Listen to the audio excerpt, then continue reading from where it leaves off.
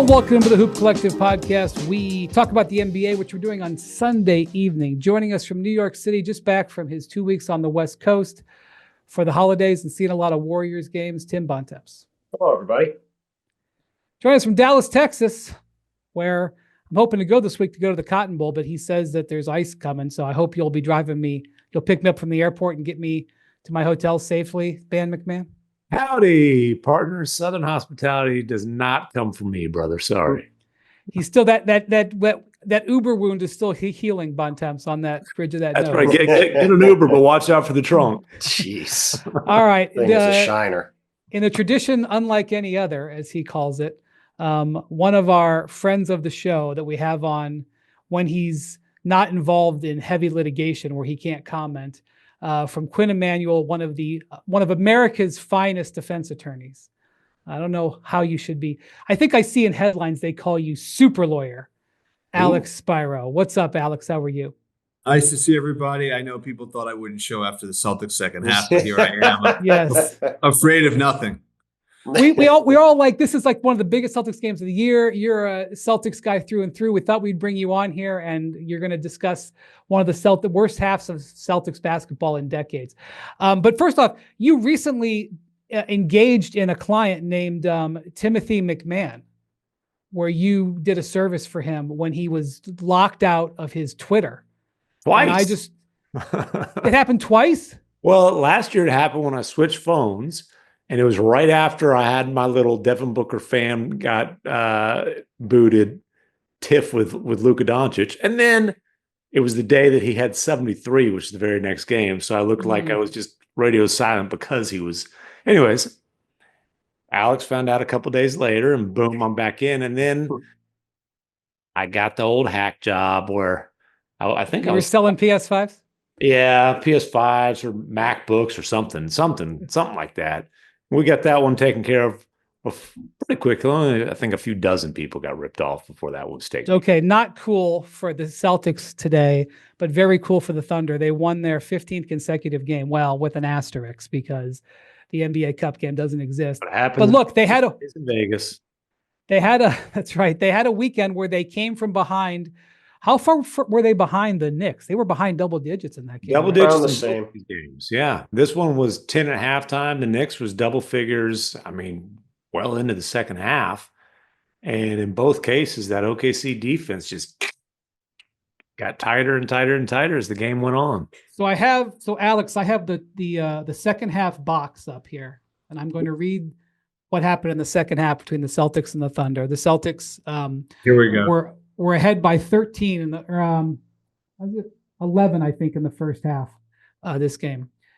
The second half, the Thunder won 50-27.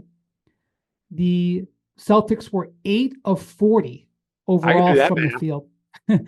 They scored 65 points in the first half, 27 in the second half. I saw a stat where the last time the Celtics scored 65 points in the first half and failed to score 100 was in 1973. Jaylen Brown had 21 points in the first half, did not score in the second half. 0 of 7. Celtics had 10 How many turnovers did he have? He didn't have that many, actually, like 4 or 5. He only had 3, but it felt like a lot more than 3 watching the game. He is only credited with 2 turnovers in the second half on the box that I'm They were watching. memorable. This didn't feel this way to me watching the game, but somehow it says the Thunder had more turnovers in the second half than the Celtics. But the second half points off turnovers were 17-3 in favor of the Thunder, which is really their formula. Yep. And the big thing here for the Celtics, they didn't have a good shooting first half from 3-point range. Second half, 3 of 24 on threes. So Alex, look, you're not going to evaluate a matchup based on a Sunday afternoon game in January where your team's on the road. That said, it was a referendum game and the Celtics were playing well. And for the 15th consecutive regular season game, a team fell under the sword of the Thunder. So what did you feel as a big Celtics supporter watching that game play out? In the first quarter, I was actually thinking we're bigger at every position, and we're kind of able to push them around. But as the game went on, we just got worn out. It looked like they've just got waves of players. I don't know where Presti finds these folks, but The draft. I get is it the draft? Is that where you get players? Yeah. But if everybody was healthy, I mean, what are they, 14 deep? And so I guess the silver lining is, in the playoffs, everyone's going to shorten their roster, and so that kind of second wave, third wave, hopefully doesn't wear us down as much, and we shoot better. So maybe that's the silver lining. I tell you, you mentioned it though. This is a team that's on a 15-game winning streak that is now 19-1 with Isaiah Hartenstein, 8-1 when Chet is able to start and finish a game. So you add that up, 27-2 when they have a 7-footer available for the entire game. But Good number. During this 15-game, and asterisk with the NBA Cup final, but still, call it 27-3, still ridiculous. During this 15-game winning streak, obviously Chet has not played a second. Alex Caruso has only played in 7 of those games. I mean, those are two guys who are all defensive type of players, and they are just smothering. I mean, they just had 2 elite offenses come to Oklahoma City, and both offenses kind of, were flowing pretty good for the first half.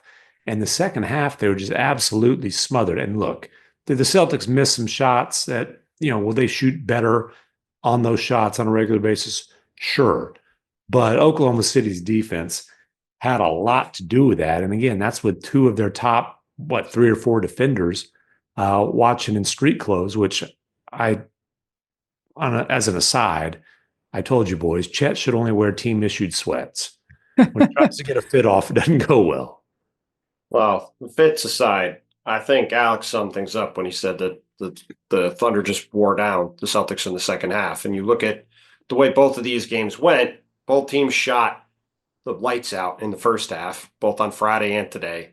And I don't think that's all of why the shots didn't fall in the second half, but in particular in the second half of this game, the Thunder come out and play incredibly physically and incredibly hard on defense every possession and really make you think about what you're doing with the ball all the time. And you could just see the Celtics just sort of struggled with that physicality and that constant pressure, despite the fact that across the board, they are bigger than the Thunder at basically every position. In the first half, they did a really good job of getting in the lane, getting to the rim, and scoring repeatedly, even when their three-point shot wasn't falling. But when the Thunder really stepped it up another gear in the second half, like they did on Friday, these aren't just elite offenses, Tim. These were the second and third best offenses in the league they played, and they're playing the best offense in the league in their next game on Wednesday in Cleveland. So it's as good of a test as you're going to get of where a team is at. And like you said, Alex Caruso and Chet Holmgren didn't play in either game, and the Thunder still were able to shut down these teams in the second half and pull away and win. And by the way, one other thing, we've heard a lot of complaining from Oklahoma City about the foul shot disparity in games. If you watch the Thunder play, it's very easy to see why there is a foul shot disparity in their games, like we've talked about before. They play defense like the Seattle Seahawks with the Legion of Boom used to play defense, where they commit a foul all the time because they're incredibly physical all the time. Same thing as Chris Paul's done basically his whole career. And if you do that, the referees aren't going to call everything. And as the game went on, they called a lot of stuff early on. They called less in the second half. And the Thunder completely overwhelmed the Celtics by doing so. And they're just going to bet over time that they're going to win that. And at the other end, Shea's getting to the line all the time. They don't have a bunch of other guys who really put the ball on the floor and get to the free throw line. Jalen Williams actually got a couple free throws today. I don't know what his final total was, but he did get a couple. But yeah, it was a comprehensive win, and it's exactly the formula the Thunder have stuck to all season, and it's why they've been incredible all year long. And you've been hammering, man, on the 7-footer thing. The fact that they're 27-2 when they have one, not two, but one legitimate center available on the roster is pretty wild. Right. And at some point, they'll have both of them. And then there's going to be an adjustment period. How much is Chet going to play the 4 with Hartenstein? How much are they going to be staggered? Hopefully, I don't know. Chet just got off crutches or off the crutch. So I don't know when he'll be back. Hopefully, they'll have some time to tinker with that, some significant time before the playoffs. But man, and this is another game where Oklahoma City was okay offensively, and they beat the defending champions by double figures. And it's just everybody they put on the floor is a good to elite defensive player. We've talked a lot about how Shea is their fourth or fifth best defender on the floor every time he's out there. And he comes up with some unbelievable play. The block he had on Tatum, I mean, and let me tell you, Jalen Williams is on the other side of the hoop, but he had almost an identical block on OG Anunoby the previous game. And those they're all defensive candidates. Yeah. So that play where he had the block was essentially almost like a chase down block, got it from the sort of the side and then went down the other end and had the alley-oop is like on his MVP reel, because that was pretty much where the game, was sort of stamped over. So Alex, let me ask you this. In the last 10 games, the Celtics are 5-5. We talked a little bit about this last week, where Bontemps and I expressed we weren't really worried about it. In fact, their net rating in those 10 games is plus 11. So, that's a hugely important stat. That's, and Joe Mazzulla has made it very clear that he likes their shot quality, that, he evaluates how their offense is operating with the quality of their shots, not necessarily where they go in or not. He's very process oriented. Obviously, there's no point in even discussing their volume of three-point shooting. It's the way their team is designed. Having said that, in this last 10 games, they're 20th in the league in three-point shooting. And, for better or worse, when they don't shoot the three well, they're vulnerable. There's other things about them that are vulnerable. They tend to turn the ball over, which hurt them today, although under duress. And they are one of the most elite teams shooting the ball we've ever seen. They shot their way to a title last year. But as a Celtics fan, are you comfortable with how much this team relies on the three-pointer, especially as you see how it can, even when you play very good in other areas, it can undercut you with the way they play? I don't mind it when it's in the flow, and I'll take the numbers long term, but they still have a tendency, they all do, frankly, to take bad threes. And to just, for some reason, they're just, lazy on a given possession, and they decide to take a step back 30-footer without having it in the flow of the offense. That frustrates me. It's not the end, there's too many wasted possessions like that. Other than that, I'm not really worried. They're an 8-man team. They're built for the playoffs. They're up against a 12 to 14-man team today. I felt that part of this. And again, Porzingis and Jalen were out this week and have been out a lot. So they haven't been fully healthy and playing other players that won't play in the playoffs. So that's my take. All right. And what about Jrue Holiday? Jrue Holiday had another rough offensive game today when he had 2 points. He's shooting 34% on threes. He shot 43% last year. Again, it's January. I'm not super worried about it. He's sort of known for maybe not always being great in the regular season and then being totally clutch in the playoffs. But, he is 34 years old. And so when you see a 34-year-old start to struggle, it start to wonder. I just wanted to know from a Celtics fan perspective what you think, what you've seen out of Holiday. I know he's been injured. He's missed some time this year. But whether you're comfortable with the way he's playing. Listen, I was trying to watch the matchup with Shea, because I think if you can shut him down, they don't have other ball sort of, to the rim creators that can get other people open. But he didn't really make that much impact on the game today. And so the 3-point shooting is less important than what I saw there. We'll see. He'll bounce. He's good still. I'm not that worried about it. Yeah, and Bontemps, you're around this team all the time. You have not. I will say this: the Cavs had another double-digit win today over the Hornets, which whatever.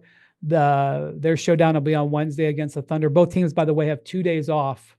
Yeah, that's going to be a fun game. Yeah, they are now 6 games ahead of Boston, and I mean, I'm not sure Boston's like super worried about not having home court in a playoff series.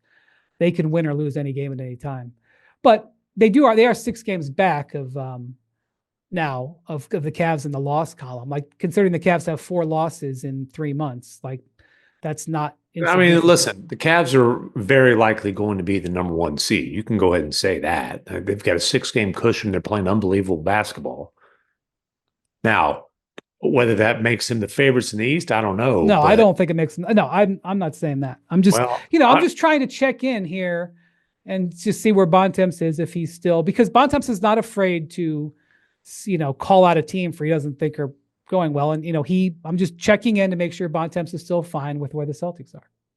Yeah, I mean, look, I think if you watch the game today, they got a lot of open shots. They just missed them. Like, I don't think, I haven't looked at the shot quality data. I just hit Stats Williams to see if he had it, and he hasn't got back to me yet. So I don't have it in front of me. But I thought they got a lot of decent shots. They got a lot of clean looks from three. They missed them. If you go 9 for 46 from three and you're in a competitive game against the best team in the Western Conference on the road, feel pretty good about where you're at, I think, in general. But there's a reason why Joe Mazzulla came in after the game, and I was looking through his quotes, and the thing he kept harping on was the turnovers. And, like we talked about earlier, Jaylen Brown only had a couple in the box score, but one of the things that you question with this team in the playoffs is Jaylen Brown's handles and his not turning the ball over. And there were a couple times when the Thunder got into him out on the perimeter and led to fast break buckets going the other way. And, that is something that the Celtics and he are going to have to try to lock down on, because again, if you go back to the math problem, that's controlling the 3-point line, it's controlling the boards, shooting more threes. It's not turning the ball over and giving up a bunch of open runouts for layups and dunks and transition in a game where both teams are playing very good defense, because Celtics obviously are an excellent defensive team also. That could be the difference in the game. And the Thunder, as a smaller team, as we know, the reason why they have the best defense in the league is they're creating turnovers all the time. They lead the league in stocks. They get more blocks and steals together than anybody in the league. They lead the league in steals. They're constantly flying around making plays. And for a Celtics team that can be a little loose with the ball, that is something to be concerned about. And this team is also built to play the Celtics. Like they are as good a matchup for the Celtics for what they do as any team in the league. So, if these teams meet in the finals, which they certainly could, it would be a pretty incredible matchup to see how it would go over 7 games. Why do you say they're as good a matchup as any team in the league? For Boston? Yeah. Because they are one of the few teams that has enough size and skill defensively on the perimeter to handle Boston's lineups. Like, there's not a lot of teams that have guys that can guard all three of Derek White and Jason Tatum and Jaylen Brown at the same time, and have size to put on Kristaps Porzingis and be able to get out to the 3-point line. One thing I did think was interesting in this game too, Celtics ran a lot of 2 big lineups, which they basically have not had their whole team together a lot. It seemed like they were trying to attack Oklahoma City inside. They also got Kristaps Porzingis matched up on 3-point shooters several times in the game. And he kind of did the, I'll let you shoot the ball thing. And that is a matchup that if this came up in the spring, that would be one to watch too, because the Thunder certainly were hunting that and took advantage of it during the game. So, but yeah, I don't think there's a team more equipped to guard the Celtics in the league than Oklahoma City. They're as well equipped to guard anybody. And right. Boston doesn't have the ability to attack them in the paint as much as, say, Denver or some of the other teams that could give the Thunder more problems inside. To me, it's not so much, are you worried about the Celtics? Obviously, they're going through a little, I don't know, funk or whatever you want to call it right now. They're still a championship caliber team. But, I mean, we're talking about the Thunder right now. They're winning at a historic rate. The Cavaliers in the East are winning at a historic rate. There wasn't a challenger like the Cavaliers in the East last year. I'm not sure there was a challenger like the Knicks, who also have some pretty damn good wing defenders. Obviously not the same level of rim protection that Oklahoma City has, but yeah, in the Eastern playoffs last year, it was like the Celtics. Alex, I don't know if you remember this. Like the Celtics weren't even involved. Yeah, like there was all these 7-game scrap series. The 76ers and Knicks are brawling. The OG Anunoby is Willis reading it against the against the Pacers, and the Celtics are sitting at home with their feet up. Yeah, so just cruising. That may not be what we're headed for this year. Yeah, the other thing you mentioned about the 70s, about the strategy that the Thunder played. So the Thunder, and the reason Joe Mazzulla brings up the turnovers is because the Thunder are very focused on possessions. And, there's a lot of ways to get possessions besides rebounding, because rebounding is something that people use against them all the time. They pretty much were even in rebounding in this game. But one of the reasons why they go so hard for steals and blocks is because they're obsessed with winning the possession game. They, on average, take 7.5 or so more shots than their opponents every game. And that is the number one differential in the league, I believe. At least it was last time I looked. I haven't looked for a few days. Maybe it's changed, but it's certainly very up there in the top 3. Yeah, these are two of the teams that are probably the most obsessed with the math in the league, which plays into why they're as good as they are. And in this game, the Thunder took 2 more shots than the Celtics, so not significant. But they had the same number of turnovers, but Boston was minus 11 in scoring off turnovers in a 13-point game. That's how the Thunder play. And to your point, Bontemps, I think one of the things that are so interesting about the Thunder is so much of Boston's offense is generated through drive and kick. And the Thunder, as you said, because they have that length in the perimeter, and they trust their on-ball defenders. They don't need to bring as much help, and they believe in their guys at the rim, their 7-footers at the rim to defend the front of the rim. They don't have to bring as much help from the perimeter. So when you're driving and kicking, you have fewer windows, fewer lanes. And so that's all part of the scheme. So, but a terrific game. It was disappointing this game was not on one of the partners. It was on NBA TV, but it was on during the NFL last week of the season. Well, it gets back to the NBA better figure out quickly and prioritize marketing the Oklahoma City Thunder. Like, do things like put them on Christmas. Do things like when you have the defending champions going to OKC. Well, it's not just the league. I mean, also the TV. We're guilty of that. I'm sure if we wanted this game, we could have prioritized it. Well, league and the league TV partners better figure it out, because they're going to be around for a while.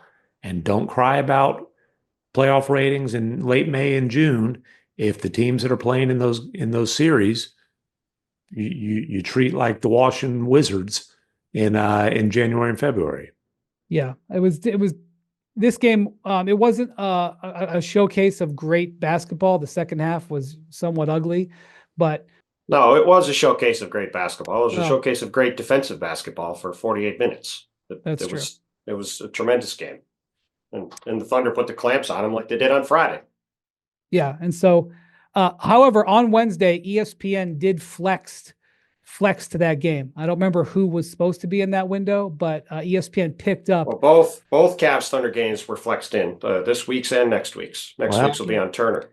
I mean, and McMahon, Bontemps was flexed in as well. He's flying into Cleveland. This is the second time you've flown into Cleveland in the last couple of weeks for a game, Bontemps. True. Well, listen, he kissed a bunch of butts when we were up there for the live pod. They'll let him back in town now. Listen, when you're 30-4, you better be getting coverage. So 31-4 now. But sorry, 31. I didn't add the win today. I flexed my way right up to OKC again on January 16 for the sequel of this one. Dude, here's a stat for you, courtesy of ESPN Research. This is the first time since the only other time since 1971-72, only other time in NBA history, 2 teams have won at least 30 of their first 35 games. 71-72, the Lakers and the Bucks. Yeah. And now it's the Cavs and the Thunder. And the Bucks, I think, beat the Lakers. That was the year of the Lakers streak, right? The Lakers Correct. beat the Bucks that year. And okay. And then no, but I think the Lakers had that historic streak, right? And then Correct. I think that was the year the Lakers won 33 in a row. And it ended in Milwaukee, if I'm not mistaken. The Lakers beat them in the finals. And again, I'm not sitting here telling you that these 2 teams are going to be in the finals, but it's certainly a fairly likely outcome. The Cavaliers, I saw them Friday night in Dallas, and just to get the USW being out of the way, no Luka, no Kyrie. But dude, to sit there and get to watch that offense hum up close, and Mobley shot the hell out of the ball that game. But dude, Mobley had 34 that night.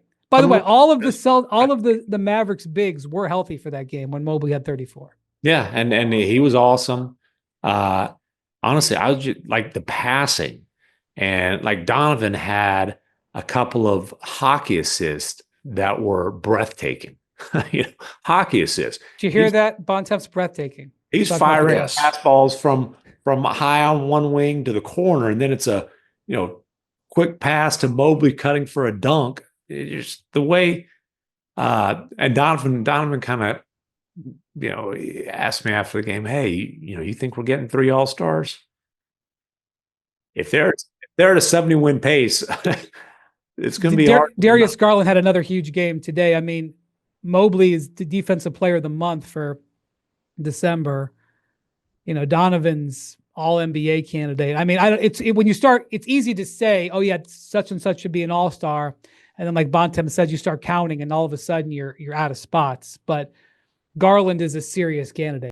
I think both he and Mobley are candidates. I'm not sure either one will make it, but they're both candidates. You cannot have a team on a 70-win pace with only 1 All-Star. I'm sorry. At some point, winning has to matter. I mean, it does. And Evan Mobley is having a great year and averaging 18 and 8. And I don't know if that's going to get him into the All-Star game. He's playing great, but I don't know if that's going to get him in. And Darius Garland is also having a very nice year, but he's averaging like 21 and 6. And let's make sure LaMelo Ball's there, so you can have somebody represent. Listen, you can yell at me. I'm not the one voting on the coaches. Vote on the reserves. I think LaMelo was 7 of 20 tonight in Cleveland.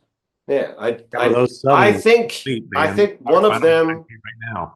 I think they should have at least a couple guys. I could also see some coaches voting for one guy and some coaches voting for the other guy, and they're both not getting in. So yes. So I remember back the last time the Cavs had a regular season like this was in 2008-9. They won 66 games that year, lost to the Magic in the conference finals, and their record wasn't this good, but it was close to this at the midseason, and only LeBron made it in as an All-Star. And I remember Ben Wallace, who was on the team at the time, pulling me aside and saying, us only having 1 All-Star is a Travis Shamockery. It's a good line. Yeah. And, Ben wasn't always known for being loquacious. So I was glad. And then Mo Williams was an injury replacement. So they ended up getting to Jarrett Allen, whether purposely or not, sort of gave the Cavs a moniker in LA the other night. He had a huge game. We talked about it actually, but in the post-game interview, he said that the Cavs play, quote, ethical basketball. And, if Jarrett, he's kind of an academic, like that's something he would say. I mean, the guy was wearing Star Wars socks in Dallas post game. That's something a Star Wars socks wearer would say. Yes. Anyway, the fans, at least a certain segment of the fan base, loves it and is now branded the Cavs, Cavs basketball, because people say that they like Cavalanche when they go on these runs, Cavalanche, but now they're calling their ethical basketball players. I'm not sure how accurate that is, but from one side of the coin to the other, let's talk about the drama with the Miami Heat. What a segue. Yeah. So we've had a fascinating, and I know you're a Northeast guy, Alex. I mean, you went to Harvard. Where'd you go? You went to undergrad in Boston too, didn't you? Oh yeah, Tufts. Yeah, Tufts. But you spent a lot of time in South Florida. You're in an undisclosed location right now, but you spend a lot of time in South Florida. So I know you've spent some time around the Heat. And by the way, one of the reasons we have Alex on here is he's represented a lot of NBA players and continues to do so. But the Heat are maybe the most measured franchise that I've ever spent a lot of time around. They handle their business. They take care of their business. They have everything lined up. But they've been a little wild. This thing with Jimmy Butler has been a passive aggressive fight. And it's been Jimmy who's doing it passively, and it has been the Heat who's doing it aggressively. And when I expected this to go down, when they didn't extend Jimmy and he didn't get off to like a 15-3 start, and it was pretty clear to me that Jimmy was going to cause problems, I would have expected the opposite. I would have expected it to be Jimmy who was aggressive, like he was when he wanted out of Minnesota a couple years ago, and it was the Heat to be passive. And what I mean by that is Pat Riley has issued 2 public statements in the last 2 weeks saying the exact opposite things. We are not trading Jimmy Butler. And then a few days later, we are trading Jimmy Butler. The second one was basically, who the hell wants this guy? Yeah. And Alex, they suspend him for 7 games without really providing a reason why he was suspended. I mean, I know why they picked 7. They had 1 home game and then a 6-game road trip, and they basically said, you're not going on that trip. The union immediately filed a grievance, and they're going to go to arbitration. And, Jimmy might not get all the 2.3 million back, but unless there's some sort of conduct detrimental that they haven't articulated, being, not playing that hard in a game, like, you can't prove that. He was gone for 13 days with an illness. Prove he wasn't sick. Alex, am I off base here? I'm not looking to take your job, but like, the Heat are a little aggressive. Listen, they're going to use his words against him. He said something to the effect of, I can't play hard here. I don't love it here. I can't play hard when I don't love it here. Some words to that effect. And they're just going to point to it with him saying that and saying it was attitude, that you basically were deciding to fold it in. And that's conduct detrimental to the team, both to play that way and to was say that a $2.3 million?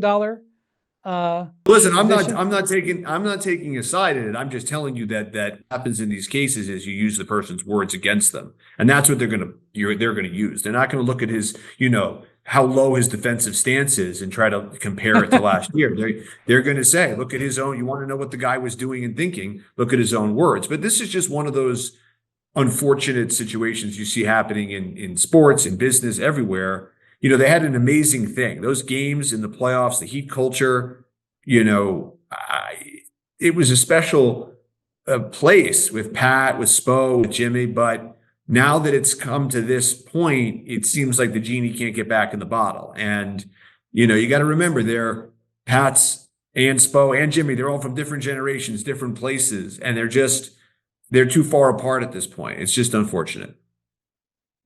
Bontemps, do you believe that him saying probably not is kind of detrimental to the team enough to fine him $2.3 million with that suspension? I don't think Jimmy Butler has done himself any favors with the Well, way I agree. He's been passively undercutting Brian, but we're really going to say he was actively not trying in the game. My favorite moment from that press conference when he sat there and said, I'm never going to let anybody sit here and say that I don't play hard all the time. It's like, well, Jimmy, I watched the game and you were very obviously not trying for the entire game. Well, yes, his words can be used against him, but this is actions over words too. Like, dude, they have video cameras all over the place in these games. They're on TV. They've got all these. You just have to watch the crap that he pulled the last couple games that he was out there. It was egregious, not giving a bleep. Like, I agree. I mean, what are we talking about here? I agree with that. He was acting with conduct. I mean, Brian, you're dancing around the situation here. The bottom line is the guy had put the Heat in an untenable situation because there's not a trade available to them they want to make right now. And he was going out of his way to make life miserable for everybody involved. So they're about to go on a 6-game road trip after they played one more game at home against the Utah Jazz. Well, I think that game's going to go all right. And then you go on the road, then you lose by 40 to the Utah Jazz. Yeah, on the Heat culture courts. Like, if Heat culture, I mean, if there was any worse visual for Heat culture, the base of the franchise suspended and a team that is just looking forward to hopefully getting Cooper Flag runs up and down that Heat culture court and kicks your butts. I'm sorry, man. That's got to be one of the lowest points. And by the way, the mighty Utah Jazz, led by friend of the pod, Will Hardy, go down to Orlando or up to Orlando after winning in Miami the night before, win today in a true battle of stellar NBA teams. The starting lineups in this game, just as a quick aside, Isaiah Collier, Johnny Juzang, Colin Sexton, Micah Potter, and Walker Kessler for the Jazz, and Caleb Houston, KCP, Cole Anthony, Gogo Patadze, and Tristan Da Silva in a 105-92 Jazz Miami Orlando 2-step sweep. I'm going to say this. If the Jazz PR department knows what it's doing, they are going to be raising a Florida State championship banner on the next home. But they clearly suspended him for this entire road trip to have him be away from the team. This will be grieved out this summer. And the question's going to be, like, let's just spin it ahead. They play at home. I believe their next home game, his first game after the suspension, I believe, Against is Wemby and on the Spurs. 17th. It's either the 15th or the 17th. Oh, I thought it was I think it's on. Yeah, they come back. They play the Nuggets at home on the 17th of January. I think that's the next one. 1, 2, 3. Yeah, that's the next home game. Then they play the Spurs that Sunday. okay. So the question is, what's going to happen on January 17th? Is Jimmy Butler going to be on the Heat? My answer to that would be yes, as of now. I don't see a trade happening in the short term. And then the question is going to be, okay, if Jimmy Butler's still on the Heat, is he going to be on the court and playing in that game? And the question is, I don't know.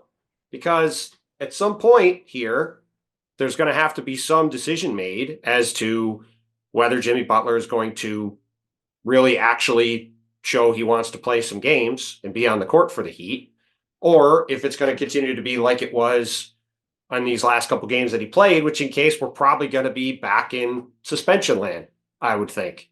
And look, I've said this before. I think the best way him for what? If he continues to do things like he did earlier in the week and not play and not give a requisite effort in the games, and basically give the college essay version of asking for a trade after the game, like that's not how this is going to be able to go with him being around the team. Well, let me just ask you this. I don't agree with Jimmy doing it this way. I don't agree with it. I think if he wanted a trade, he should have asked for it in the summer when they didn't give him an extension. I don't agree with the idea of him going and playing this way, just to be clear before I say this. But Alex, couldn't you argue that Jimmy is quote unquote winning right now? Because the Heat make a statement. We are not, he clearly wants to be traded, right? And the Heat make a statement publicly, not privately, just for him to hear, but publicly with Pat Riley's name on it, make a statement. We are not trading you. And less than 10 days later, they reverse and are going to give him what he wants because of the way he handled the situation. They didn't say, by the way, you keep saying they are trading him. They said they will listen to offers. There's a big difference between the two. When you've said you're not going to trade him and then you're listening to offers, like, don't you think Pat may get to this point of stubbornness where he keeps listening, you know? I mean, I think there are complicated personality dynamics at play at this point, and I wish that there was somebody that could reason and mediate this. Are you volunteering? He's got a price. People have been floating that towards him. I'm thinking to myself, you're less than 2.3 million. That's just what they need, a diehard Celtics fan to come down there and clear things up. Exactly. You know, he'll do a hell of a job. That's what I keep raising my hand. And play Jimmy 48 minutes. They'll lose by 50 every game. Look, it doesn't really matter. The semantics of whether Jimmy Butler is quote unquote winning the back and forth with Pat Riley in statements does not matter. What matters is there a trade market for Jimmy Butler? Right now, I would say there's a tepid one at best. I don't think the way he's handled this has helped his chances of being traded. I would refer back to what Paul George did last year, which is play 74 games and play at an all-NBA caliber level. And that got him a 4-year, $212 million max contract going into his age 35 season, which, by the way, 2 months in doesn't look so great. So in the current environment, where it's hard for teams to make trades, it's hard for teams to get to a $50 million number in a trade, Jimmy Butler is not making it seem like this is a great thing to go try to do. He's not playing out of his mind on the court. He's causing problems for the Heat. They're suspending him, whether you want to agree or disagree with whether the merits of the suspension. The bottom line is he's now in a fight with Pat Riley and Eric Spoelstra, and he's going to have to go to court to try to get his money back. And all of that, I don't think, is helping his chances of being traded, because the one team that we know would love to have him, the Phoenix Suns, don't have a way realistically to get him. And there's not anybody else that's stepping up with offers. If the Miami Heat were getting incoming quality offers for Jimmy Butler, he wouldn't be on the team. Like, that's correct. That's the bottom line. They don't want to be stuck with the situation. By the way, but they don't have an out right now. That's one of the big reasons why they announced they weren't going to trade him, because they had already heard offers from teams. They were already involved in some early stage trade discussions, and they heard what the offers were. Correct. And they didn't like them. there's really two kinds of offers coming in right now from what I've been able to piece together. One is, as a team, you said, and Bontemps, you said this to me off air a couple of days ago, and I think it couldn't be put better, and I'm going to just credit you as I say it.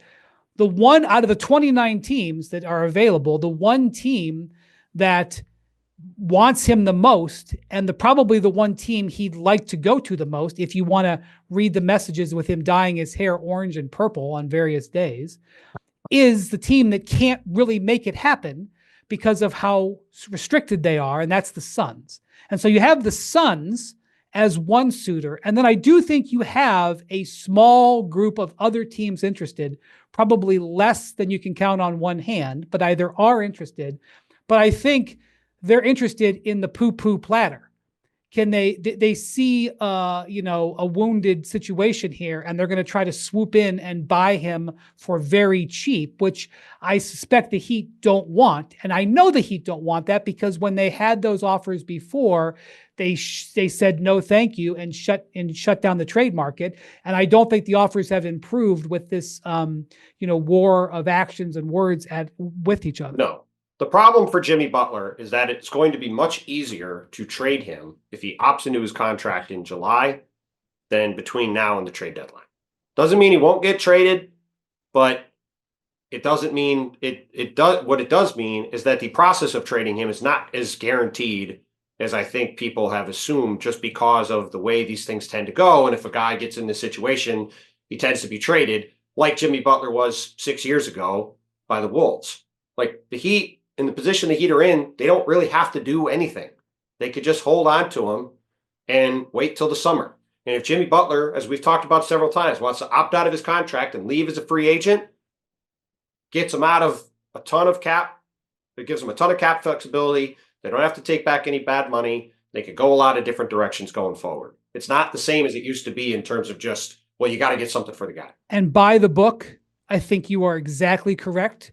If this was an academic situation, I think your analysis that you just gave there would be very valuable. But I also think that strategy is the way the Heat went about this whole season. And that's not even insight. Pat Riley pretty much said that in the spring when he announced that they weren't going to re-sign, they weren't going to extend Butler. It's exactly how they've gone through the season. He said, we don't have to deal with this for a year because, Jimmy's really couldn't be a free agent until the summer of 25. And he was basically like, we'll decide in 25 whether he gets extended. The thought process being he'll be highly motivated to play in 25. And that position has resulted in the team being damaged throughout the year, which again is not my assessment. Pat Riley has said this in his statements, that it's hurting the team. So I would say, while you are correct, that I think that they are not under duress to trade him in an academic sense. You're twisting in a lot of knots to try to prop up Jimmy Butler's position, I would say. I'm not propping it up. Pat Riley said Jimmy Butler's conduct has been harmful to the team. So I would say again, like the Heat. This Jimmy thing hasn't been a complete disaster. If he's there after the trade deadline, suddenly it's just going to be old professional Jimmy show. No, I didn't say that. But the insinuation there is that means that the Heat are going to have to make a bad trade in the next month if they can't make a trade, if they can't make a good trade. And I don't see a world where the Heat are going to make a bad trade. That's not what he said. He said either they're going to make a trade, probably one they don't love, or they're going to have a mess on their hands for the final however many months of the season. And there won't be too many because they're not going to win a playoff series. And if Jimmy Butler makes a mess for 4 months, it ain't going to help his value next summer. So at some point, Jimmy Butler is going to have to figure out what he wants to do. Alex, you've built a career defending people who are talented against institutions, the talent versus the institution. Who normally wins? Well, it depends. The better lawyer usually wins. But,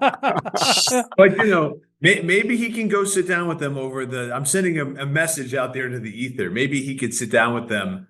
They could sit down with him while everybody's away.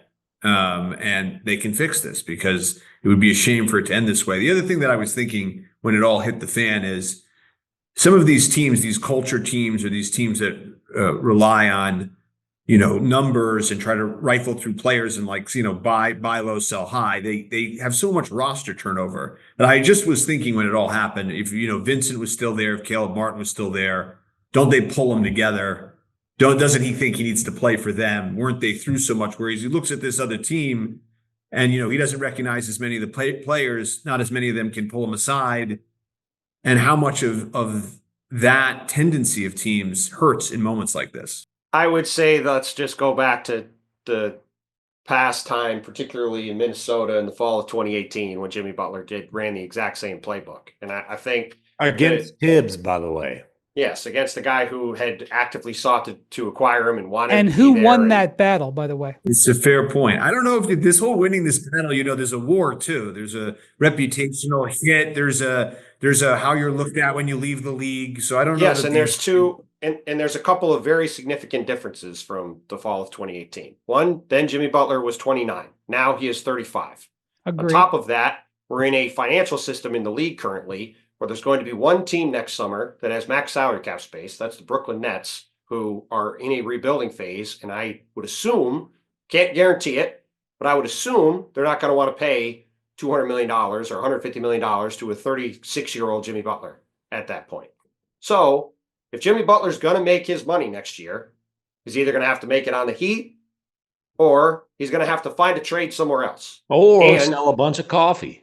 Or he can sell a bunch of coffee. But if he's going to spend the next 6 months in a war with the Heat, that's going to make it more difficult for him to get somewhere he wants to go and get himself paid. So he may choose to do that. Jimmy is very comfortable burning the house down. We've seen that before. But this isn't a free market situation where he can just go, like Matt Ishbia, I'm sure would love to give him a huge contract to just buy him away from the Heat. Well, what Matt Ishbia would like to do is upgrade from Bradley Beal, who's not having a good year, and the Suns have lost 17 of the last 24 games. Sure, but my point is this isn't the EuroLeague where Real Madrid could just throw out a player and replace him with Jimmy Butler and just pay the difference. It doesn't work like that. He has to work within the confines of the system. He said no lawyer, as great a lawyer as Alex is, he can't avoid, maybe he could avoid the NBA salary cap. Maybe he could just completely eliminate it, but I suspect he probably could not. What I would tell you is a trade with the Suns remains possible. It's very hard. We could spend a lot of time explaining why it's very hard, but it remains possible. And I would also we don't say have to spend a lot of time explaining why it's very hard. They have a guy making $110 million next year, 2 years, who has a no trade clause, and they have 1 first-round pick. So trying to turn that into Jimmy Butler makes it a very hard. Deal. I would just say there's 2 reasons why it's very hard. The Heat don't want Bradley Beal, and he has a no trade clause that would prevent most third teams from being involved. By the way, just to protect you on aggregation, the Heat don't want Bradley Beal is documented when he 2 years ago, when he was much more valued in the league, wanted to go to. These are his words. He said, "I wanted to go to the Heat," and the Heat denied. We're not interested in trading for him. He would have waived his no trade clause. So just to be clear, Beal, I think, has made it with his own words that he would go to Miami. Miami, with their actions, have made it clear they don't want them. So that's one thing. Also, the trade hasn't happened yet. Right. That's correct. So let me just say this. And I wouldn't advise Jimmy to go through the way he's gone through this. I'm just telling you what I see. And you are correct, Bontemps, that he is not 29 years old anymore. And the system is different. But he went to war in Minnesota and got to a team that was a contender. It didn't end up working out there, but he got what he wanted. Philly decided they didn't want to re-sign him. And there was a complex sign and trade that ended up happening to get him where he wanted. He wanted to go to Miami and he wanted to get paid. He subsequently got extended in Miami. He's made a ton of money. And so now he's going through these actions. And again, I'm not endorsing that this is the way I would go about it, but he's gone from being off the trade market to back on the trade market in a matter of time. Like, I can understand why he's saying I'm doing it my way, because his track record, at least from a career, transaction standpoint, it's gone the way he's wanted it. You can debate how he's handled it.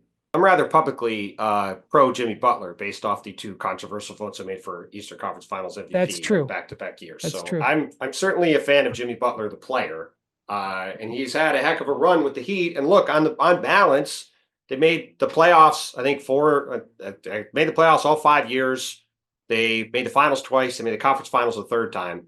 I'd say it's been unmitigated success, his tenure in Miami. However, again, I will just say this all may work out in the next month, but I think if he's going to continue to act this way, I think it's going to make it harder for him to get what he wants. And I think it's going to be hard. An already depressed trade market, as you laid out, is just going to be that much more depressed. And it's not, and if he's sitting there on February 7th, if he just doesn't play the rest of the year, I think it's going to be hard for him going on into his age 36 season to get all the money that he wants on a multi-year deal. Well, but he's got until the end of June. He can pick up the $52 million option. No, I said on a multi-year deal. I still believe the most likely outcome is he's on that option and he's traded in July. I think the most likely outcome is that he's on that option, but I still think there's a reasonable chance. I mean, we can debate.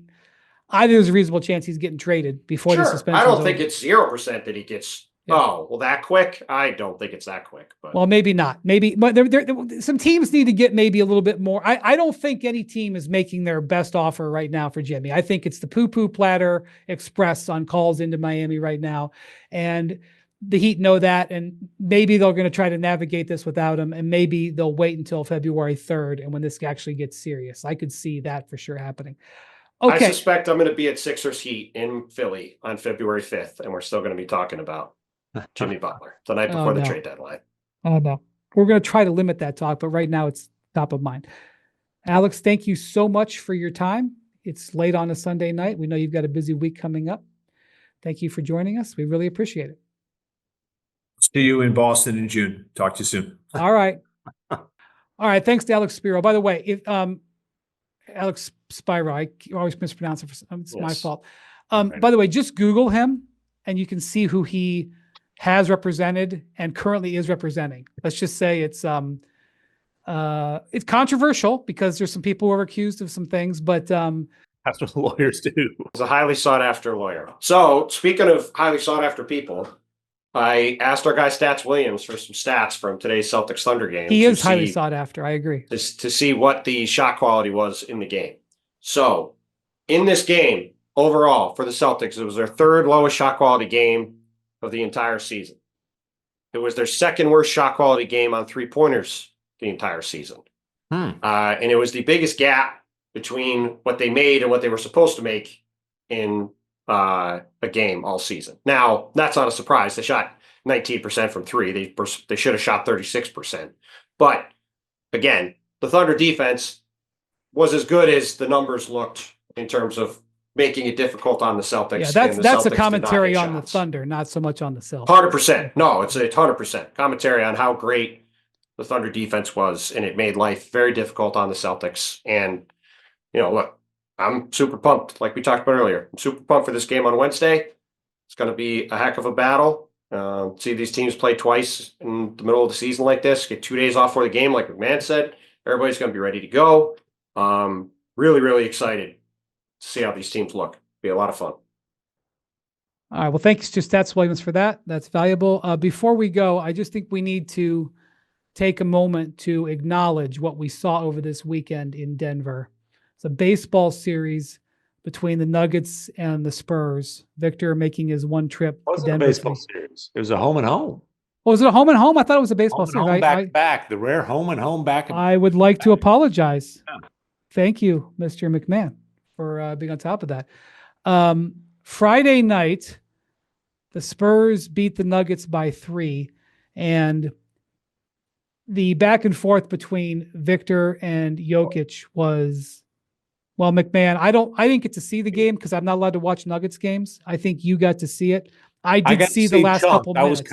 I was covering Cavs Corner that night, but since there was a fairly lopsided game, I had Spurs Nuggets on the laptop in front of me. I was watching a fair amount of that, and then in between post game chit chat sessions, I had the old iPhone dialed up and watched the final possession. Yes, Victor force a Joker turnover with the game on the line, but I mean, no, he blocked the Sambor shuffle.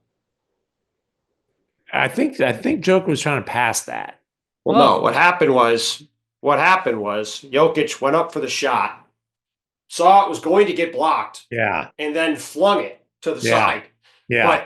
But the crazy thing was, A, that somebody was going to block it because nobody ever blocks it. And B, that Nikola Jokic, who always makes the right play, was left to resort to just fling the ball across the court like he was playing. It was McMahon's kids playing against him in a game. And the numbers. What you have the numbers in front of you? I mean, here we go. In that game, Jokic, 41 points, 18 rebounds, 9 assists, 2 steals. It was definitely the Victor effect, though. This is a guy who's shooting over 50% from the field this year. He was just 15 of 36. Missed 19 shots in this game. And him putting up 36 is interesting. There's been, I should say, he missed 21 shots, not 19. Missed 21 shots. There have been that's not the first time he put up, I think, 39 shots in that loss to the Wizards. Yeah, that, by the way, that's the method. Get Jokic into a score, get Jokic into a shooter. Well, you remember when we had Mike Brown on before the Nuggets went and won the championship and finals, and we asked Mike Brown, like, what do you do with this guy? And he basically said, you got to try to make him a pure scorer, because if he's facilitating, he's going to get buckets too. So you got to try to make him as one-dimensional as possible, even if he's putting up 50. Well, that worked.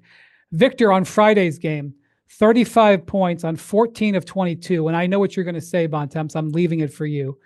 18 rebounds, 4 assists, a steal, 2 blocks, 7 turnovers, and 5 fouls. When I talked to some people in the Spurs organization after that game, they were obviously very excited about the way it all went down. Mm-hmm. What they were talking about was how Victor defended Jokic down the stretch without fouling out. He didn't change his defensive intensity. He was not afraid of fouling out and avoided the fouls. I know what you're going to say, Bontemps, because it's a good point, and now you should say it. Victor Wembanyama was 14 for 22 in this game.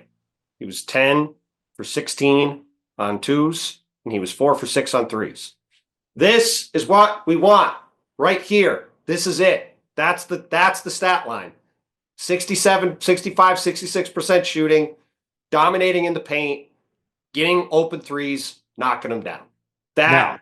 That's the shot diet. If Victor Wembanyama is doing that on a nightly basis, that is, I think, the optimal version of him. And by the way, we saw in the Knicks game on Christmas Day, we saw in this game here, right? He's playing on Christmas Day against the Knicks. He's playing against Nikola Jokic in a super tight game.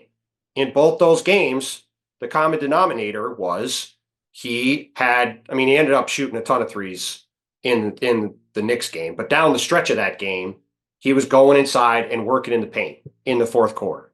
So I do think Victor is obviously an incredibly smart basketball player, and I think you see him gravitating towards playing that way in winning time moments. But that had me very excited seeing that game, because if we can get to that kind of consistent shot breakdown from him, I think that's going to be very good for his development. Now let's go down to San Antonio. So the next night, I thought it was in Denver, but I guess they go to San Antonio Saturday night, which, it's a back-to-back. That's it's not the simplest back-to-back. It's a strange bit of scheduling. And by the way, memo to our bosses, the league, and, the next TV partners, these Joker Wemby games, we might want to go on and schedule like national prime time or Sunday afternoon national TV type. The fact that Thunder Knicks and Thunder Celtics and both these Spurs Nuggets games were all on this weekend is not great. Yeah, the problem is that sometimes the Mavericks Cavs game wasn't on national TV either, but if that had been a featured game, you'd have said, wow, this is a great featured game, and Luka and Kyrie are out. So sometimes that's fine. That's fine. But none of these games were in a period of time on the schedule where they were going to be optimized. One guy's won 3 MVPs. One guy's going to probably win at least 3 MVPs. And they match up against each other. We probably want to showcase those games. That's all I'm saying. All right. So, by the way, anytime you go west to east on any back-to-back, I don't care if you're going from Milwaukee to Philadelphia. Anytime you go west to east, it's tough because you lose the hour. When you go west to east, when it involves Denver, it's like almost another penal thing because of how far it is to the airport. It's almost like almost like going 2 time zones. So anyway, keep that in mind. They go down to San Antonio, which I'm just now figuring out thanks to McMahon. But anyway, Jokic in that game strikes back on Victor's court. 46 points, 9 rebounds, 10 assists, 2 steals, 2 blocks. Does take 35 shots, but this time makes 19 of them, much higher percentage. Victor, though, this game went to overtime, didn't it? Yeah, it goes to overtime. Victor in the overtime, 20 points, 23 rebounds, just 7 of 19 shooting. And again, Bontemps, I'm making room for you. We'll get to that in a minute. 23 rebounds, 3 assists, 1 steal, 4 blocks, 4 turnovers. What we can just set the suspense aside. He's 7 for 19 because he was 2 for 12 from 3. He was 5 for 7 from 2. And here, look, I don't necessarily have as much of an issue of Victor getting up volume threes as you do, although, you know, if they are good looks, sometimes he will jack some up that I'm like, he needs to improve being able to punish switches. And like he had that same dunk against Minnesota when he got a switch on Anthony Edwards and he took off from like before the block, above the block, barely left the ground and dunked it with his left hand. And the thing about, obviously it's a spectacular highlight, but I'm like, dude, boom, that's him punishing a switch. That's what you want to see. Yes. And this all goes together, by the way. This all goes together. Yes, absolutely. Or punishing the switch or punishing them for defending him with a wing. Yes. And the Nuggets, down the stretch of that game, into overtime, were defending him with Peyton Watson. Peyton Watson is a really good defensive player. He's 6'7", 200 pounds. It's not even like he's a Dylan Brooks, just kind of like brawler type of guy who, boy, you know, you're going to have to fight for every inch you get. And if you're trying to post him up, he's got to be able to punish him on post-ups. And it's not unusual. Look, I covered an all-time legend here in Dallas who was great as a young player, but when Dirk really took the leap and put himself in a position to be a finals MVP type of player, and it was funny because it was right after that, what was his MVP season, but that's when the We Believe Warriors, when Steven Jackson, Matt Barnes guarded him that series, made life hell on him. He couldn't punish him posting up. And he went to work and, you know, he came up with that little one-legger that's an iconic all-time shot. Did he like go to the mountains with Holger or something? Do I remember that story? I believe like an Australian outback thing. Oh, okay, sorry, I had it wrong. That was to clear his head, not to work on his postgame. But seriously, man, look, I know Victor's probably going to be busy. I don't know if he's for sure playing for France in Eurobasket, but whatever. He ought, at some point, he ought to take that short drive from San Antonio to Houston and go to school with old Hakeem. You know what? I disagree. The guy I wanted to talk to is your guy. That's who I wanted to talk to. He doesn't need to get the Hakeem, the like Hakeem move package. He needs to get Dirk. Dirk is the guy I have always I've said if I'm modeling Victor Wembanyama and obviously he can do anything he wants, but I would like him at least right now to be Dirk on offense and Rudy on defense. Rudy who can move his feet a little better. That's that all? But I'm saying, like, I've got a high bar for him. But the point is, he's already close to Rudy on defense. Yes, like he's gonna take the trophy from him this year. And there are some young Dirk elements of him offensively at this point. But the thing, obviously, he has that Dirk didn't have. Nobody like to be 7'3" with those pterodactyl wings. It's a lot higher than 7'3" too. We're right, 7'5", whatever, 7 and some odd. Like his ability to finish above the rim is unique, and that's why, like, I think there's definitely some Dirk evolution that can happen there. And again, Dirk became that on the block, that at the nail dominant scorer midway through his career. Correct. But I also think there can be some Hakeem stuff just because of his ability. Like if he's got little jump hooks and then like just counter moves to that, you know, he can catch it at, he can catch it 12 feet from the hoop, fake a turnaround, step through, and probably throw it down reverse on the other side of the basket. I mean, right. Well, yeah. And the biggest thing is just him just getting, and obviously he's going to get stronger. He's 20. It's just all about him continuing to work on his body and get bigger, and not like huge bigger, but just stronger and able to hold up in those matchups. Because I do think part of this is like it's easier for him at this point to shoot on the perimeter instead of mixing it up more inside. And, it was the same thing in that Knicks game, to refer back to it. When they came back down the stretch of that game, Karl Towns wasn't in the game. They're guarding with Precious Achiuwa. Like, if he's able to get in the post and turn around and score over guys like that and make that short little jumper and, just dunk on guys from 7 feet away because of his insane wingspan, it's going to make him just that much more effective. And like Karl Towns, probably if not the best shooting big in the league right now, one of them, he takes about 16 total shots a game, takes 5 threes. Victor's taking 19 total shots a game. He's taking 9.5 threes. If we just get that to like 19 and 6, 19 and 7, that's all I'm saying. It's just like a little bit more of the game Friday. Like I saw that box score Friday. I saw the game. That to me is the ideal Victor Wembanyama game from an offensive standpoint. Well, that was an ideal game on a lot of fronts. Well, I know, but just from a no, your point. Look, you've been saying this for months, and this is in a very high moment. You're backing it up. It's just not. It's like this. I'm not. I don't want him to turn it like that's where I don't think he needs to be king. Like we don't need to turn into like let's get in the post and do up and unders. Like, I wouldn't mind saying that, but I think the thing you can't jump. Of course you will. The thing with Wemby in the post, I don't even think it's necessarily what happens after he catches the ball. It's getting the position. Like right now, if Wemby gets deep post position, it's going to be a problem. He can shoot over anybody. He can likely just reach over you and dunk the ball. It's being able to get that position. And I understand, man, like it's easy for us to sit here and talk about it.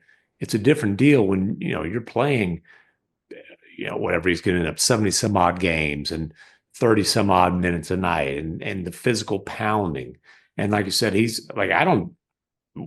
going to get significantly stronger through the course of his career just because of the way he attacks the work. And like you don't have to worry about whether he's putting work in the weight room. Trust me, he is.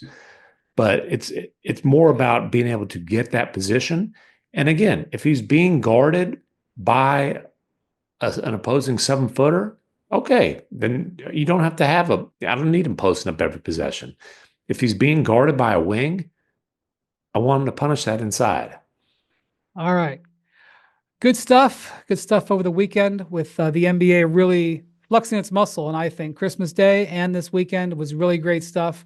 It's not always the narrative, but if you're actually watching the games, when you are not blacked out on League Pass, it's a wonderful experience, and you should look into it. And you already know that if you're this far into this podcast. Thank you to Bontemps. Thank you to McMahon. Thank you to Jackson, back from a brief hiatus. We're happy to see him. Thank you for watching and listening. We will talk to you later this week. Adios, amigos.